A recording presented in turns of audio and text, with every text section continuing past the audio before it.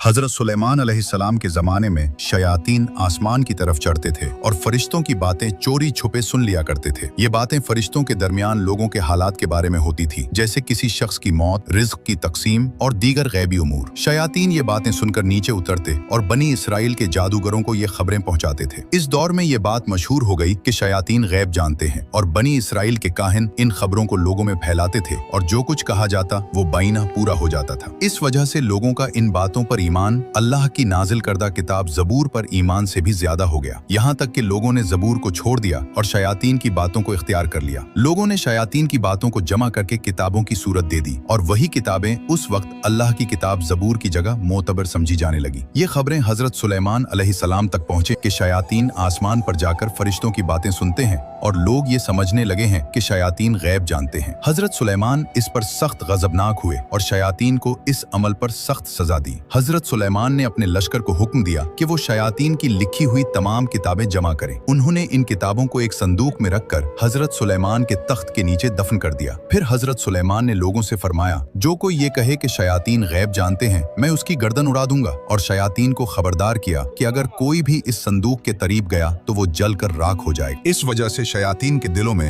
हजरत सुलेमान के खिलाफ शदीद बुग़्ज़, हसद और गुस्सा पैदा हो गया, क्योंकि अल्लाह ने हजरत सुलेमान को एक अजीम राज और ताकत अता फरमाई थी, जिससे वो जिन्नात और शयातीन को मुसख्खर करते, उन पर हुकूमत करते और उन्हें सजा देते थे। शयातीन हजरत सुलेमान की इताअत तो करते थे, मगर उनकी नबूवत पर ईमान नहीं रखते थे। वो सिर्फ इस खौफ से इताअत करते थे कि हजरत सुलेमान उन्हें कैद या अजाब दे सकते हैं। वक्त गुजरता गया, लोग और काहिन शयातीन की बातें भूलते चले गए, यहाँ तक कि हजरत सुलेमान का विसाल हो गया। उनके इंतकाल के कई साल बाद और नस्लों के बदलने के साथ वो उलमा भी कम होते गए जो जानते थे कि किताबें तख्त के नीचे दफन हैं। एक दिन बनी इसराइल के एक गिरोह के पास एक अजनबी शख्स आया जो दर हकीकत इंसान की शक्ल में एक शैतान था। उसने कहा, मेरे पास तुम्हारे लिए एक अजीम खजाना है, अगर तुम उसे हासिल कर लो तो दुनिया के सबसे ताकतवर लोग बन जाओगे। बनी इसराइल ने जवाब दिया, ये कैसा खजाना है जिसकी बात कर रहा है? शैतान मुस्कुराया और बोला, सुलेमान कोई नबी नहीं था बल्कि एक जादूगर था। वो जादू के जरिए तुम्हें धोखा देता था और उसे मोजज़ा बनाकर पेश करता था। लोग उसकी बातें गौर से सुनने लगे और पूछा,